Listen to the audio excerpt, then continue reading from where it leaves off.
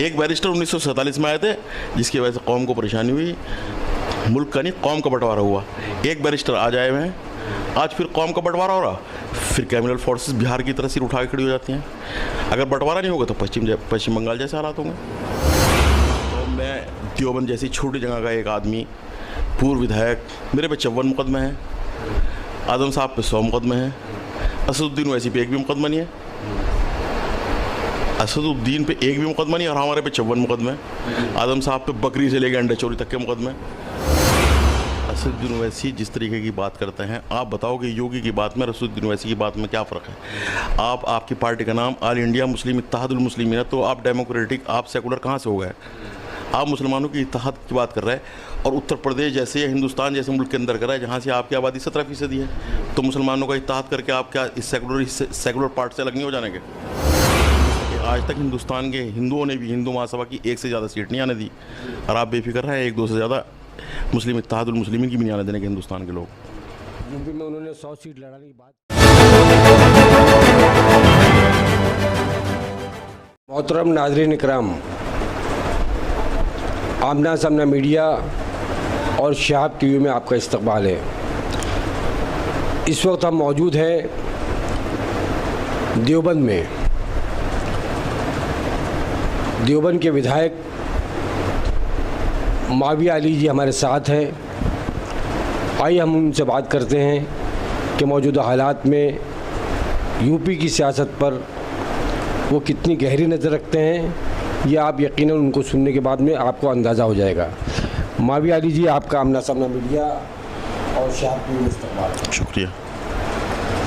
माविया जी, जैसे कि पूरा देश देख रहा है और सभी देख रहे हैं कि यूपी में योगी सरकार के रहते हुए जिस तरह से मुसलमानों के खिलाफ जहर उगला जा रहा है, लगातार मॉब लिंचिंग के वाक़यात, मसाजिद पे हमले, मस्जिदों को शहीद करना, और वही हाल दिल्ली का है। दिल्ली से लेकर यूपी, यूपी से लेकर पूरे हिंदुस्तान में इस तरह का माहौल बनाया जा रहा है कि फ़िरका परस्ती की आग में इस मुल्क को धकेला जा रहा है। दिल्ली में आवाज़ें लगाई गई, मुसलमानों को धमकियाँ दी गई कि मुल्ले काटे जाएंगे, राम राम राम चिल्लाएंगे। और आज कानपुर में एक मुस्लिम रिक्शा ड्राइवर को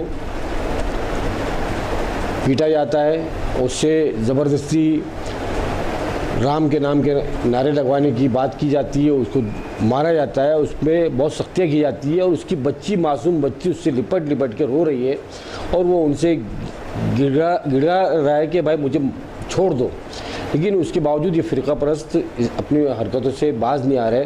तो इन हालात से मुसलमानों को किस तरह निपटना होगा, क्योंकि सरकार तो मान नहीं रही है, कानून हमारा साथ नहीं दे रहा है, तो मुसलमानों को आखिर क्या करना होगा? हिंदुस्तान के अंदर जब भी कहीं किसी सूबे में इलेक्शन होने होंगे या उनके इलेक्शन का वक्त करीब आ रहा होगा, तो भारतीय जनता पार्टी के जितने भी मददगार संगठन हैं वो सब मॉब लिंचिंग या मीडिया के सामने या मीडिया तक ये बात पहुंचाना कि हिंदू मुस्लिम माहौल ख़राब है, इस तरह की कोशिश करेंगे। कहीं रिक्शा वाले के साथ होगा, कहीं किसी टीचर के साथ होगा, कहीं किसी जानवर के व्यापारी के साथ होगा। आपके अच्छी तरीके से याद होगा कि जब झारखंड का चुनाव था तभी भी एक मॉब लिंचिंग हुई थी। ये क्योंकि भारतीय जनता पार्टी के पास विकास के मुद्दे को लेकर कोई भी बात नहीं है, उनका कोई भी जो एजेंडा है, जो घोषणा पत्र था, उसमें से एक भी बिंदु उत्तर प्रदेश में लागू नहीं हुआ। तो उनकी पूरी कोशिश रहेगी कि आपके दिमाग को, जो हिंदुस्तान का, उत्तर प्रदेश का बिलखुसूस वोटर है जो इनके बहकावे में आके सन 2017 के अंदर इन्हें वोट दे चुका, उसको दोबारा फिर हिंदू मुस्लिम के नाम पे लाके खड़ा करके और वोट को ध्रुवीकरण करने की इनकी नीति रहेगी। मुसलमान को हिकमत अमली से काम लेना पड़ेगा मुल्क की फलाह व बहबूदी के लिए और हिंदुस्तान की मजबूती के लिए। मुसलमान का इम्तहान सबसे बड़ा है। अगर मुसलमान इस इम्तहान में कामयाब हो गया तो इंशाल्लाह आने वाले टाइम में ये फासिस्टवादी ताकतें जो हैं ये हिंदुस्तान के अंदर, बिलखुसूस उत्तर प्रदेश के अंदर से ख़त्म हो जाएंगी। लेकिन इसको ख़त्म करने के लिए कहीं ना कहीं सियासी क़ुव्वत की ज़रूरत है। हम ये देखते हैं कि मुस्लिम वोट है या सेकुलर वोट है जो हिंदुस्तान में है, वो उसकी तादाद तो बहुत है, अक्सरियत में है, तकरीबन 70% लोग जो है अमन पसंद हैं और सेकुलरिज्म पे यकीन रखते हैं, मुसलमान भी उन्हीं में से हैं। लेकिन 70% जो ये सेकुलर वोट है इनका बंटवारा हो जाता है और 30% लोग जो है आज हिंदुस्तान में काबिज़ है या यूपी पे काबिज़ है। तो जब तक इत्तेहाद नहीं होता है, कोई तालमेल नहीं होता है, इस बंटवारे को रोका नहीं जाता है, तो किस तरह से इनको हटाया जाएगा? देखो, कम्युनल फोर्सेस ऐसा नहीं है कि एक ही तरफ है। Communal forces Bharatiya Janata party के वोटर के अंदर है, ऐसा नहीं है।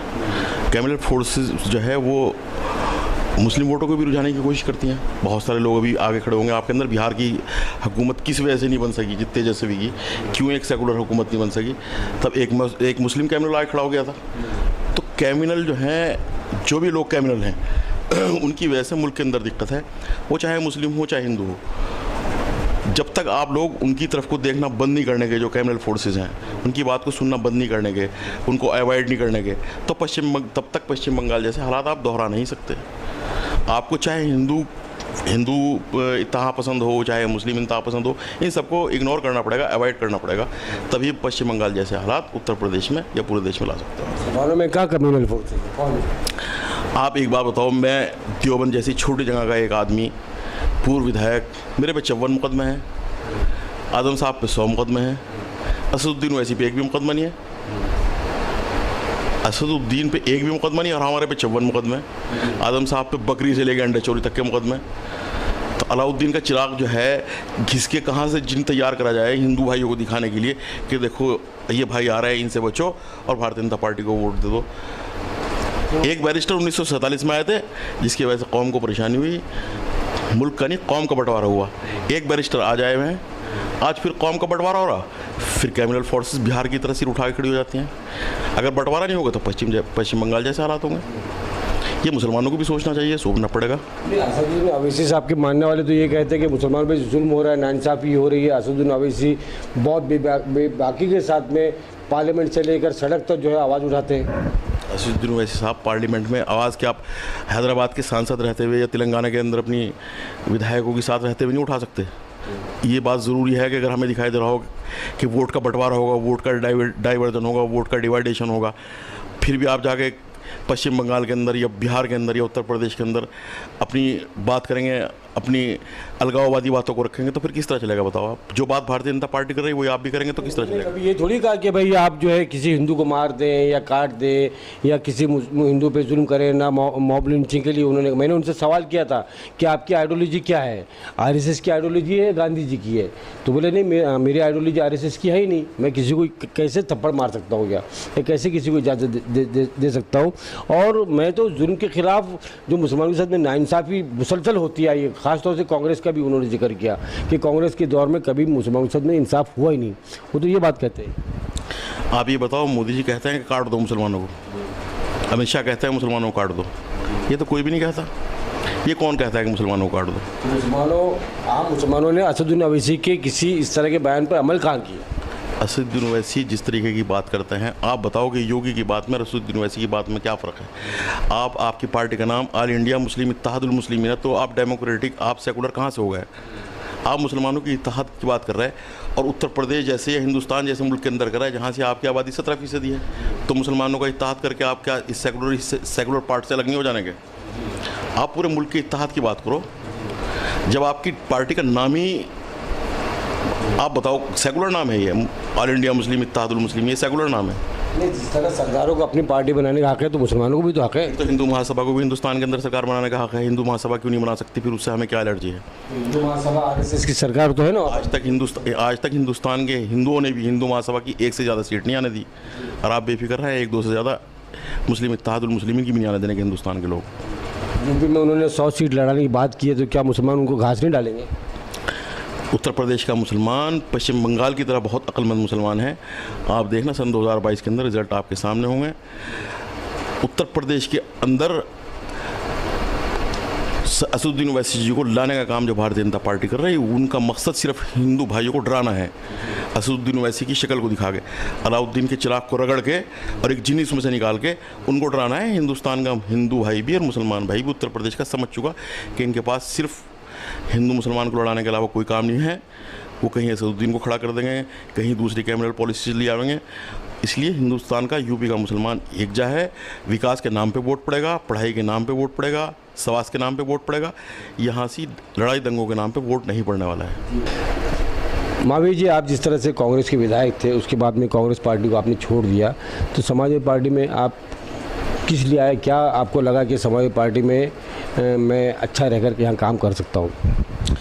मैं 1993 जब युवजन सभा का गठन हुआ, उस समय से समाजवादी पार्टी में था और आज तक समाजवादी पार्टी में। बीच में सन 2016 में जब ज़िमनी चुनाव हुए यूपी के देवबंद विधानसभा में, तो उस टाइम तकरीबन कांग्रेस और समाजवादी पार्टी का अलायंस आपस में हो रहा था और 17 का चुनाव भी दोनों ने साथ में लड़ा था।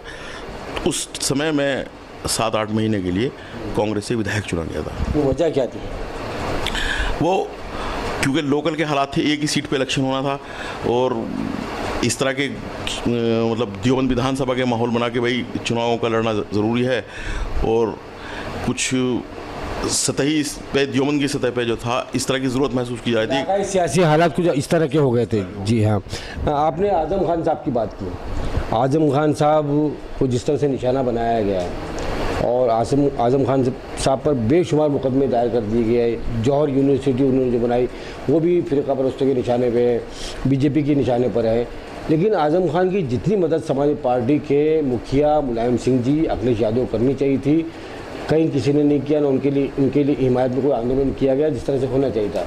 बहुत ही रस्मी तौर पर कुछ एहतजाज हुआ, लेकिन पूरा सपोर्ट उनको नहीं मिला। हमें ऐसा लगता है इस तरह के सवाल लोगों के बीच में भी है। इस पर आप क्या कहना चाहिए?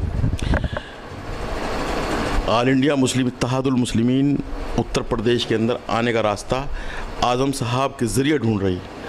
आज़म साहब समाजवादी पार्टी के सेकुलर नेता हैं। आज़म साहब के लिए समाजवादी पार्टी ने पूरी ताकत लगा के कोशिश की कि आज़म साहब को जल्द से जल्द जमानत हो सके। रामपुर खुद राष्ट्रीय अध्यक्ष अखिलेश यादव जी 2-3 बार गए, अस्पताल से मिलने के लिए गए, अच्छे से अच्छे डॉक्टर उनको फराहम कराए गए, सुप्रीम कोर्ट में वकील किए गए और उसके अलावा भी जितनी तदाबीरें हो सकती थी आज़म साहब को रिहा कराने की, वो सब की। और खुदा का शुक्र है कि वो उन सब तदाबीरों का असर है कि जल्द ही आज़म साहब आपके हमारे बीच में होंगे। आज़म साहब की पैरवी आज वो लोग कर रहे हैं हैदराबाद वाले कि जो आज़म साहब को पानी पी करके गाली देते थे। उत्तर प्रदेश के अंदर घुसने का उनके पास अपनी तो कोई ज़मीन है नहीं, तो आज़म साहब के कंधे पे सवार होकर के उत्तर प्रदेश में घुसना चाहते हैं। इसके अलावा कोई बात नहीं है। आज़म साहब हमारे नेता थे। आज़म साहब समाजवादी लोगों के दिलों के नेता हैं, दल के नेता नहीं सिर्फ, वो हमारे दिलों के नेता हैं और वो हमारे नेता रहेंगे हमेशा। आज़म खान साहब को किस जुर्म की सज़ा दी जा रही है? मुसलमान होने की, या उन्होंने जौहर यूनिवर्सिटी कायम कर दी इसकी, या मुसलमानों के हक़ में उन्होंने बोला, बेबाकी से बोला? आप क्या समझते इस बारे में? आज़म साहब ने जौहर यूनिवर्सिटी कायम की समाजवादी की सरकार के अंदर, जो है उसका बिलाया दूसरी समाजवादी पार्टी की सरकार के अंदर। जब दोबारा सरकार बनी उसके अंदर बहुत मजबूती से जौहर यूनिवर्सिटी के अंदर काम हुआ। आप ये समझ लो कि हर एक हिंदुस्तान के अंदर ये दौर ऐसा है कि सेकुलर आदमी को सज़ा मिली और जितने कैमरल आदमी थे वो फलते फूलते रहे। तो ये सज़ा का दौर है, ये इम्तहान का दौर है। हर देश, हर जगह, हर हुकूमत, हर शहर, हर कुनबा, हर कबीला एक दौर से गुजरता है जो इम्तहान का दौर होता है। उस दौर से इस देश के सेकुलर लोग गुजर रहे हैं। इंशाअल्लाह आने वाला टाइम लेकिन उन्हीं सेकुलर लोगों का होगा। किसान आंदोलन लगातार चल रहा है। आज कम से कम 9 से 10 महीने हो गए किसान सड़कों पर है। बहुत सारी बार जो है हुकूमत के साथ में बात हुई, लेकिन नाकामयाब हो रही है। तो इस किसान आंदोलन को आप किस नज़रिए से देखते हैं? किसानों की क्यों नहीं सुनी जा रही है और किसानों का अगर ये बिल पास होता तो कितना नुकसान नज़र आता आपको? देखिए जनाब, हिंदुस्तान की जो सरकार है इस टाइम, मोदी सरकार, वो फासिज्म में पूरा यकीन रखने वाली सरकार है, मुसलिन में यकीन रखने वाली सरकार है। वो अपने किसी भी फैसले को ये मानने के लिए तैयार नहीं कि हमारे से गलत फैसला हो गया। और इस वजह से हिंदुस्तान के चाहे किसान हों, चाहे गरीब आदमी हो, चाहे रिक्शा पोलर हो, हर एक को नुकसान हुआ। किसान जो है वो अपनी बात पे, जायज़ मांग पे अड़ा हुआ है। अगर किसान ये करा कि एमएसपी को आप कंफर्म करोगे, एमएसपी होनी चाहिए, तो इसमें क्या दिक्कत की बात है? एमएसपी जब आपने लागू कर रखी तो उसको कंफर्म करो। अगर एमएसपी को कोई नहीं मानने का तो उसके खिलाफ कानूनी कार्रवाई होनी चाहिए। इस बात को तो कम से कम मान ले। इस बात के लिए भी मानने के लिए तैयार नहीं है। अगर किसान ये कह रहा कि बिल आपने बनाया था तो बिल बनाया था तो हमारे से मशवरा होना चाहिए था उसके अंदर, तो उसमें मशवरा करने में दोबारा क्या दिक्कत है? उसको मानने के लिए तैयार नहीं। ये सरकार जो है ये फासिस्ट लोगों की सरकार है और इनके अंदर कहीं ना कहीं हिटलर मुसोलिनी छुपा हुआ है। उसकी ही बिल्कुल जो आपके सामने है किसानों के आंदोलन को लेकर मामला, वो बिल्कुल जग जाहिर है, सबको पता है कि इन लोगों की गर्दनों में सरिये लगे हुए हैं। ये अपनी गर्दनों को झुकाना नहीं चाहते अगर गलती भी हो जाती है। ये पूरे देश को बेच देना चाहते हैं। पूरा देश प्राइवेट सेक्टर में जा रहा है। हिंदुस्तान की जो 49% आबादी है वो बैकवर्ड लोगों की है, बैकवर्ड क्लासेस के लोग हैं, उसके बाद दलित लोग हैं। आप देखोगे अगर पूरा रेलवे प्राइवेट सेक्टर में चला जाएगा तो बैकवर्ड क्लासेस 27% आरक्षण, या टोटल मिला के 49% आरक्षण। ये इन लोगों का क्या होगा? लोगों की अभी बात समझ में धीरे धीरे आनी शुरू हो गई कि सामंतवादी सिस्टम दोबारा लागू किया जा रहा। हिंदुस्तान के अंदर पहले राजा महाराजा हुआ करते थे। पहले बड़ा एक राजा हुआ करता था, फिर उसके बाद छोटे छोटे राजा हुआ करते थे। तो बड़ा राजा अंबानी, उसके अडानी, उसके बाद छोटे छोटे राजा हैं। तो ये जो है सामंती सिस्टम पे वापसी भारत को लेके जाना चाह रहा है, पूंजीवादियों की सरकार है। और जो हमारी जनता है, जो हमारा आवाम है, अगर वो मैनिफेस्टो को उठा के देखना उसी टाइम शुरू कर देते जब सन 2019 का चुनाव हुआ तो ये दिक्कतें सामने ना होती। मैनिफेस्टो का एक भी भाग वो लागू करने के लिए तैयार नहीं। वो कहीं कैमिनल बात करने की ज़रूरत होगी तो कैमिनल बात करेंगे, कहीं उनको इस चीज़ की ज़रूरत होगी कि यहाँ गौकशी नहीं होनी चाहिए तो गौकशी रोकने की बात करेंगे, कहीं ज़रूरत होगी गौकशी होनी चाहिए गाँव में तो गौकशी करने की बात करेंगे। ये दो मुँहे सांप हैं। इनको गरीब आवाम को, किसान को निगलना है। पूंजीपतियों की साथ रह के ये सरकार चलना चाहती है। सारा आंदोलन जिस तरह से जारी है, पंजाब से लेकर दूर दूर से किसान आ रहे हैं, लेकिन हम ये देखते हैं कि उत्तर पश्चिमी जो इलाका है, आपका मुजफ्फरनगर है या देवबंद है, सहारनपुर है या देहरादून भी इसी में शायद मैं समझता हूँ आता है। तो लेकिन किसानों की वो ताकत या वो आंदोलन में वो नज़र नहीं आ रही। क्या बात है? या उनको नज़रअंदाज किया जा रहा है, या राकेश टिकैत जो है सिर्फ अपने आप को मनवाना चाहते हैं? कि वो नेता यहाँ के कहाँ हैं? वो नहीं, किसान आंदोलन बखूबी जो एक तरतीब है, एजेंडा है, उसके हिसाब से चल रहा है। अगर बहुत ज़्यादा लोगों की ज़रूरत वहाँ होती है तो बहुत ज़्यादा लोग भी हमारे जितने भी दिल्ली के बॉर्डर हैं उस पर इकट्ठे हो जाते हैं। आवाज़ दी जाएगी तो आप लोग आगे बढ़ेंगे? आवाज़ जाएगी। पश्चिम उत्तर प्रदेश का एक एक बच्चा राकेश टिकैत के साथ आवाज़ से आवाज़ मिला के खड़ा होगा, क्योंकि किसान जो है वो अपनी मजदूरी खुद भी करता है। उसे अपनी फसल की पराई भी करनी है, अपनी फसल को भी बोना है, फसल को काटना भी है। तो वो एक हिकमत अमली के तहत कि किस टाइम कितने लोगों को बुलाना है, उस हिसाब से एक एजेंडा बना रखा है। राकेश टिकैत जी या जितने भी किसान संगठन के लोग हैं, जब जब कहते हैं हम लोग वहाँ पहुँच जाते हैं।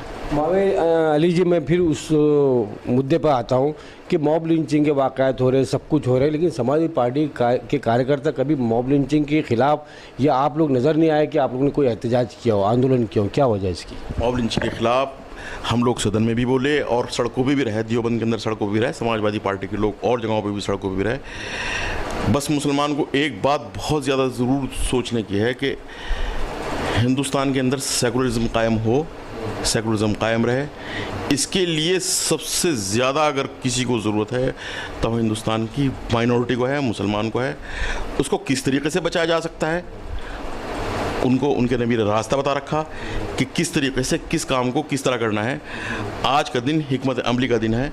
मैंने आपको बताया कि बूढ़ी औरत कूड़ा डालती थी नबी करीम पे और वो उसकी तबीयत पूछने जाते थे दौरे जहालत में। ये दौरे जहालत है, इसको समझने की ज़रूरत है। आने वाले 2022 में आप इलेक्शन लड़ेंगे? इंशाल्लाह पार्टी ने अगर मौका दिया तो इलेक्शन ज़रूर लड़ूंगा। देवबंद का विकास, आज भी विकास की बहुत ज़रूरत है। बेरोज़गारी बहुत ज़्यादा है, लोगों के पास में जो है नौकरी के ज़राए बहुत कम है, और चाहे वो प्राइवेट सेक्टर में हो या सरकारी सेक्टर में हो, कारोबार की हालत ख़राब है। तो देवबंद का विकास क्यों नहीं हो पा रहा है? बहुत सारी कमी आज भी है। मैं 3.5 साल चेयरमैन रहा, तो आप अगर कभी देवबंद आए हों स्टेशन से दारुल तक, तो स्टेशन से दारुल तक आने का रास्ता भी नहीं था। आज बहुत अच्छे रास्ते हैं, लैंप लगे हुए हैं। अगर कभी सहारनपुर से बाई बस आए होंगे, मुजफ्फरनगर गए होंगे, देवबंद उतरे होंगे तो कोई रास्ता नहीं था। आज ज़बरदस्त तरीके से शाहराह आज़म पे पूरी डबल लाइन की, ये समझ लो 4 लाइन की सड़क बनी हुई है, पुल बना हुआ है। ये सब समाजवादी के दौरे हुकूमत में हुआ, और इंशाल्लाह अगर समाजवादी पार्टी को खुदा ने फिर दोबारा उत्तर प्रदेश के अंदर काम करने का मौका दिया तो उस देवबंद के अंदर और भी बेहतर काम होगा। देख रहे हैं कि यूपी में लगातार बिजली का आना जाना चल रहा है, आँख मुचली खेल रही है, इसकी वजह क्या है? हमारी सरकार में सबसे ज़्यादा यूपी के अंदर बिजली खरीदी गई और बनाने के संयंत्र भी तैयार किए गए। ये सरकार जो है उल्टे सीधे जितने काम है उसके अंदर लगी रहे। ये सरकार काम पे ध्यान नहीं देती तो थोड़ी दिक्कतें हैं, इंशाल्लाह दूर होंगी वो बिजली की आने बिजली जाने के बिल भी बहुत आ रहे हैं, सुना सबसे ज़्यादा पूरे हिंदुस्तान के अंदर बिजली का यूनिट सबसे ज़्यादा महंगा उत्तर प्रदेश में योगी सरकार ने किया हुआ है। और इंशाल्लाह हमारी सरकार आई तो हमारे मैनिफेस्टो में भी ये बात शामिल होगी कि हम बिजली के बिल को कम करेंगे। आप फिर से दोबारा विधायक बनते हैं या देवबंद की नुमाइंदगी करते हैं तो आपके सामने कौन से लक्ष्य होंगे कि आप उस पर ज़्यादा तवज्जो देंगे विकास को लेकर या देवबंद के विकास को लेकर, क्या आपके जहन में है? देखिएगा जनाब, सबसे ज़्यादा ज़रूरी प्यार मोहब्बत का कायम होना है। अगर प्यार मोहब्बत मुल्क के अंदर, देश के अंदर, देवबंद के अंदर, विधानसभा के अंदर, शहर के अंदर, मोहल्ले के अंदर कायम होगी तो विकास के 1000 रास्ते निकलेंगे। अगर प्यार मोहब्बत के अंदर खटास पैदा होगा तो विकास के सारे रास्ते ऑटोमेटिकली बंद हो जाएंगे। हम कोशिश ये कर रहे हैं कि प्यार का रास्ता खुले, मोहब्बत का रास्ता खुले। अगर इस्तेकामत होगी हिंदुस्तान के अंदर, उत्तर प्रदेश के अंदर, तो वो प्यार के रास्ते से होगी। प्यार का रास्ता खुलेगा तो विकास भी बहुत होगा। देवबंद में इस सीट पर जब आपने इससे पहले भी इलेक्शन लड़ा है, इस बार फिर आप नुमाइंदगी करेंगे, आप समाजवादी पार्टी से, कांग्रेस भी कोई मुस्लिम कैंडिडेट दे देगी, फिर और हो सकता है एमआईएम के उम्मीदवार भी यहाँ से खड़े हो जाए, इस तरह से काफ़ी मुसलमान जो है इलेक्शन लड़ेंगे, तब उस मुस्लिम वोटों के बंटवारे को आप किस तरह से रोकेंगे? देखिए जनाब, उत्तर प्रदेश ऐसी सियासत की जगह है, ऐसी स्टेट है कि जहाँ भारतीय जनता पार्टी के 503 उम्मीदवार खड़े होंगे। 403 उम्मीदवार वो जो भारतीय जनता पार्टी की लिस्ट में है, 100 उम्मीदवार वो जो एमआईएम की लिस्ट में खड़े होंगे। 503 उम्मीदवार होंगे। अब देखना है कि मुसलमान इन 503 सीटों में कहाँ कहाँ अकल से काम लेता है, शऊर से काम लेता है, बेदारी से काम लेता है, इसको देखने की ज़रूरत है। नहीं माविया अली जी, एमआईएम तो अभी आ रही है ना, इससे पहले बीएसपी और समाजवादी पार्टी का गठबंधन था शायद, तो क्यों हार गए? योगी हुकूमत कैसे बन गई है? साहब, अगर हम लोग सही तरीके से चलते, हम लोगों के अंदर, हम लोगों को सही तरीके से जागृत कर पाते तो इस सबसे पहले निजात मिल जाती। हमें भी शायद देर हुई लोगों को समझा पाने में, इसके लिए कि दाल के रेट 200 रुपये हो गए, पेट्रोल डीजल के रेट जो है वो डबल हो गए, 70 साल के अंदर 50 रुपये का तेल हुआ और 7 साल के अंदर 50 रुपये और बढ़ गए। इसे समझाने में हमें टाइम लगा और शायद लोगों को समझने में भी टाइम लग गया, लेकिन ऐसा लग रहा है कि लोग समझ चुके, इंशाल्लाह इसके नतीजे अच्छे होंगे। लोगों को समझ में आ गया, उनको अकल आ गई है। बिल्कुल अकल आ गई, लोग समझ गए कि लड़ाई से कोई फ़ायदा नहीं होने वाला। अगर लड़ाई से फ़ायदा होता तो सबसे ज़्यादा अफगानिस्तान को होता, बहुत देश तरक्की कर चुका होता अगर लड़ाई से होता। विकास की बात करेंगे सब लोग, प्यार की बात करेंगे तो इंशाल्लाह सब उत्तर प्रदेश का भला होगा, देश का भला होगा। बहुत बहुत शुक्रिया आमना सामना और शहाब टीवी से बात करने के लिए। ये थे नाजरीन देवबंद के एक साबिक विधायक माविया अली जी, जिनसे हमने बात की। आप सबका भी शुक्रिया, बहुत बहुत धन्यवाद। जय हिंद, जय भारत। जब देश का वित्त मंत्री या उनको बंद करना नहीं आता, हमने देश की आज़ादी के लिए किया था, हमें देश की आज़ादी को बचाने, देश के किसानों की भी जान जानी है, ये तो इंशाल्लाह सियासत में भी कदम रखा जाएगा।